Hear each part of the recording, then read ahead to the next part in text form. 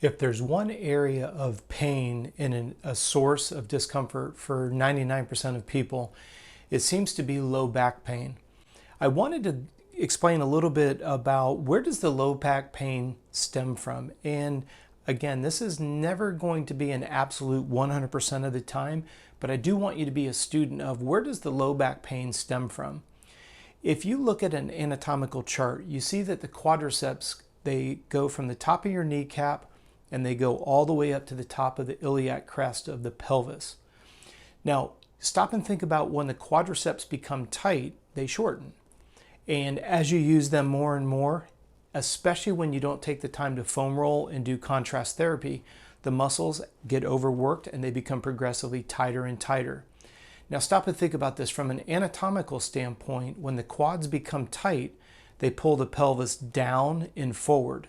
So what that does is that causes there to be a curvature in the lower part of your spine. That's where you start to feel the discomfort, because if you go and you study what is lordosis, it'll be the curvature of the lower lumbar. What's the catalyst for it? That would be tight quadriceps. In the physiology world, we say this is the difference between the site of the pain and the source of the pain. The site of the pain is your lower back. Your source is going to be your quadriceps. Now, with that being said, it seems counterintuitive that when your lower back is tight, you would think you'd want to stretch your lower back. Not true. Understand the source of the pain, your tight quadriceps. How would you get rid of the low back pain? Foam roll and contrast therapy, your quads. Now, what that's going to do is as that muscle elongates, the pelvis can go back into anatomical neutral. The lower lumbar starts to level out. Now, again, it's not going to alleviate 100% of low back pain. It's just been my experience that it's the lion's share of discomfort.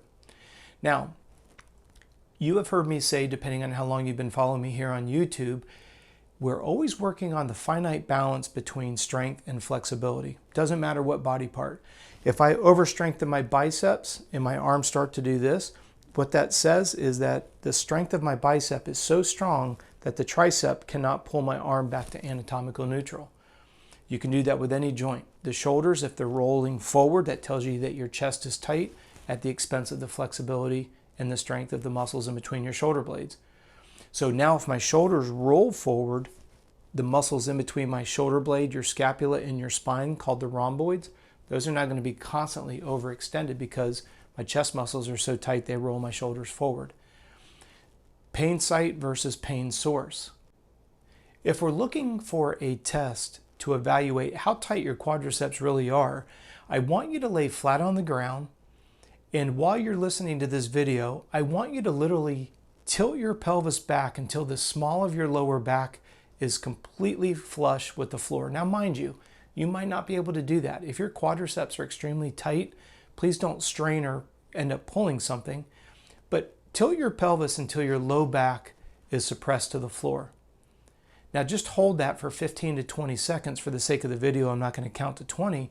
Now, after 15-20 seconds, start to feel the strain in your quadriceps, because as you make a conscious choice to press the lower back down, the quadriceps are now being overextended. They start to fatigue. Now let go of your lower back and notice how your low back pops up, and notice how the tension is removed from your quadriceps. This is a very simple way for you to see, and not only can you see the tightness in your quads right now, as you do foam rolling and you do contrast therapy, guess what? You'll be able to see less and less effort to get your low back suppressed, and you'll see it bounce when you let go. You won't see it bounce back so tightly as the quads pull the pelvis back forward and down again. So this is something that you can do indefinitely going forward. There's always a question, am I strong enough? That's going to be sport specific. Do I have the right ratio of strength to flexibility? That's an easy way to test your lower back. If you happen to have a question or something that you want me to take a deep dive on, could be a frustration or something that you're just curious about, do me a favor, send me an email, contact@coachrob.com.